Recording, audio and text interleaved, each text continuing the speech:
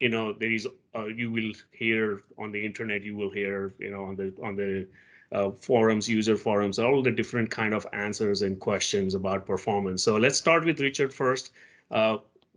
Compared to HFM, you touched a little bit on it already, but compared to HFM, what do you think FCCS's performance is in terms of consolidation?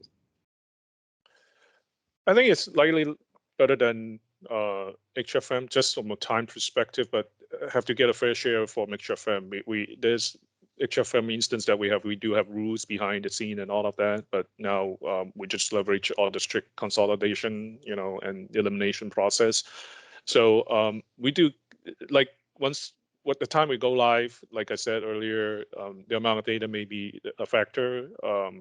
I think we saw 20 minutes consolidation time, compared to, when back in HFM, we may have, about 25, 30 minutes, depends on, amount of changes of the data. So, but at this point, we starting to see some, like I said, deterioration. Some consolidation, if there's a lot of changes on the data cell, it sometimes get to 40 minutes.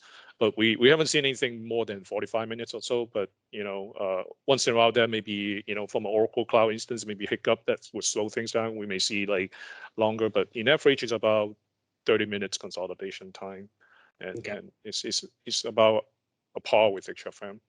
Okay. John, your story is very different. So what do you think about FCCS consolidation, time wise? So consolidation time wise, it's almost identical, right? And it actually has gone up a little bit, but that really has to do with our design and our lift and shift move. But our journey was like this: we started the process of migrating the data in, and we immediately saw an issue with the data set size, right? Using 4 custom dimensions and having all of that data. And it's a heavy application. So we ended up having to go to the consolidate by view process. So we had to both reload data and also reconsolidate data. And again, remember, we brought in those 3 years. So we're having to kind of reload that data in a couple of different times and then change our processing to then finally, but right after we went live, within a half a year, we moved to the DSO queue. Not because of consolidation times, as you pointed out, because again, they stayed roughly the same as HFM. Now, and also from a backstory of the HFM, our HFM cube was highly tuned. I think I lived in that HFM optimization, performance optimization guide, right?